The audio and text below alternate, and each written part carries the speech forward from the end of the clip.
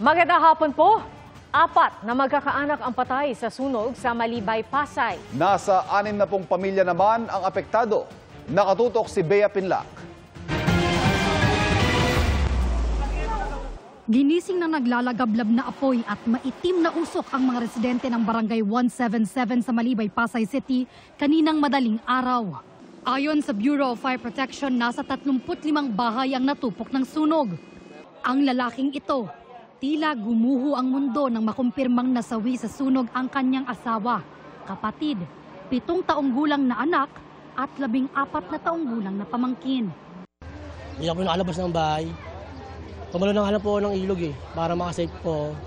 Wala na po akong nagawa, ma'am . Mahal na mahal ko po silang dalawa. Wala na . May 2 iba pang sugatan. Humigit kumulang 60 pamilya ang apektado.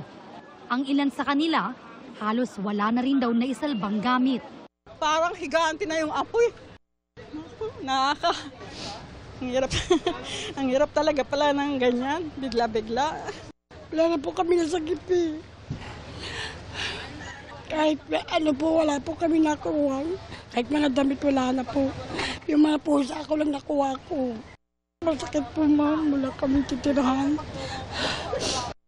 Sa tala ng BFP, umabot sa 2nd alarma ang sunog na tumagal ng humigit kumulang 3 oras bago tuluyang maapula. Nahirapan silang pasukin ang mga eskenita at apulahin ang sunog. Unang-una, masisikip at yung mga fire truck natin ay naglalakihan. At may iba din tayong kababayan na nagsira pa ng blinker ng fire truck para lang maagaw yung ating linya.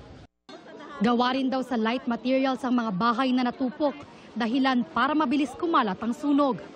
Tinatayang 1.2 million pesos ang halaga ng pinsala. Patuloy pa ang investigasyon ng BFP sa sanhi ng apoy.